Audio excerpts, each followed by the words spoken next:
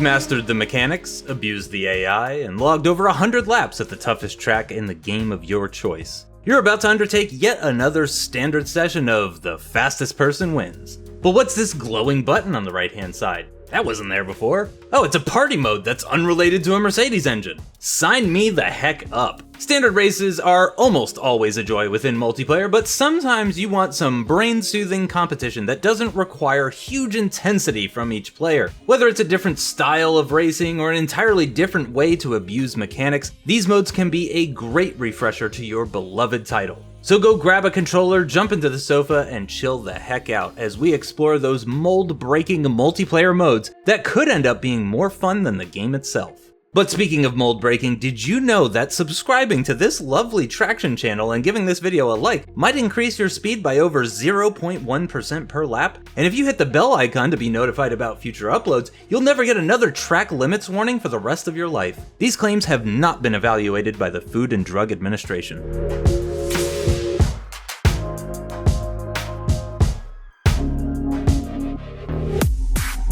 Potentially one of the first horror racing games ever made, Distance is a massively underrated gem that massages your visual and auditory senses. In its basic form, you control a car through a pre-made track and try to get the best time. In its advanced form, mechanics involve car rotation, flying, and also a boost meter as you scream through an obstacle-filled track littered with challenging jumps, gravity-defying turns, and heaps of surprises along the way. The boost meter in particular is a unique element to the game. Its usage is unlimited but comes with the danger of blowing up the car through overheating and can only be reset by completing tricks or passing through checkpoints. Hours can easily be passed through its story and arcade single-player modes, but bringing these mechanics online is no easy feat. Alongside its regular race and stunt modes, features a unique reverse tag game mode. Reminiscent to a King of the Hill game, the mode involves a number of players competing against everyone else as they capture and try to hold on to a bubble for as long as possible within 3 minutes. The bubble is able to be captured through others entering their bubble, and it's just pure madness. As if the previous mechanics mentioned weren't crazy enough in single player,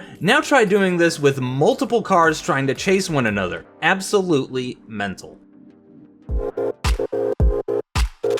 We've had enough of Battle Royale, the gaming world cried out. Yeah, but one more won't hurt, said Playground Games in response. Towards the late 2010s, every publisher under the sun demanded a Battle Royale version within their library that attempted to capitalize on the success of the likes of PlayerUnknown's Battlegrounds and Fortnite. Every genre you could think of got into the action, and franchises such as Fallout, Mario, and even Tetris of all things had their own incorporations of the genre. Come December 2019, and just when you thought the craze was all over, Playground Games announced their own spin on the genre, the Eliminator. The mode starts off with up to 72 players randomly placed within the map, starting at Tier 1 with a 1965 Mini Cooper S. The player is able to level up through car drops or head-to-head battles, whilst also battling a shrinking arena as the game progresses. Each level provides a different and faster car than the previous, with level 10 being the maximum, and contains multiple fast cars such as the Bugatti Veyron or Lamborghini Aventador. The risk and reward value through the head-to-head battles are crucial. Winning the battle earns you a level up, whereas losing eliminates you from the match entirely. Positioning is also key, as leaving the arena will also lead to an elimination. When the arena cannot shrink any further, the final showdown commences with a random point anywhere on the map, and whoever reaches the point first claims victory. It is intense and a welcomed addition to the festival.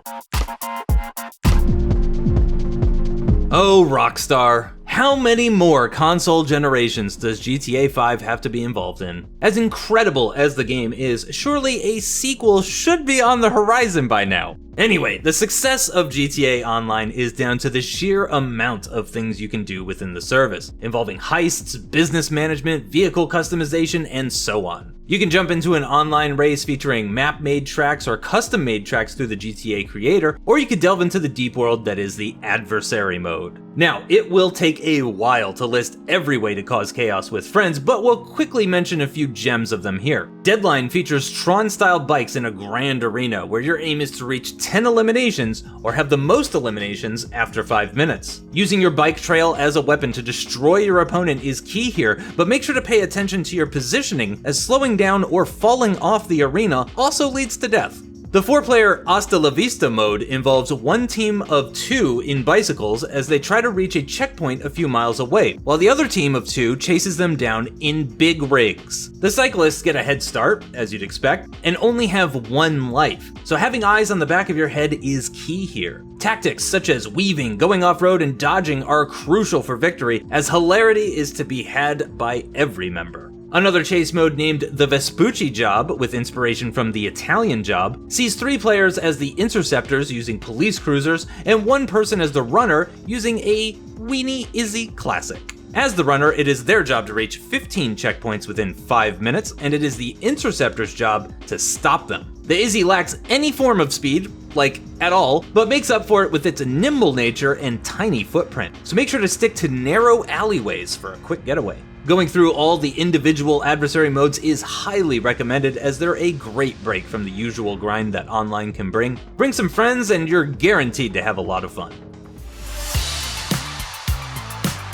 The arcade spin-off that is Dirt Showdown announces itself as the franchise's younger brother. It's slick, fierce, and tries to tell everyone, hey, I can be cool too. The arcade handling, physics, and damage model was a new venue for Codemasters to try out, but didn't have a great approval from the fan base. That being said, its multiplayer party mode is lots of fun and brings in 3 new ways to compete against others. Smash and Grab involves 1 flag for 2 teams to try and hold onto for the longest amount of time. Grab the flag by running into an opponent and use your teammates to defend it from the opposing team at all costs. The team that held onto the flag for the longest amount of time wins the game. Simple. Transporter is also similar to the aforementioned mode, but this time, capture the flag that's randomly placed on the map and take it to a checkpoint to win points. Every time a flag is captured, it's instantly reset to a random location, and the person with the most points at the end of the allocated 4 minutes wins the match. And finally, Speed Skirmish is a free-for-all checkpoint capture, with everyone competing to reach every gate before each other. Finding the fastest line is key here, but you could also try to prevent others from reaching them before you do by smashing their cars into pieces. After collecting all the gates, the game persuades you to prevent others from capturing the final gate, and it can end up with a tight finish for the final places.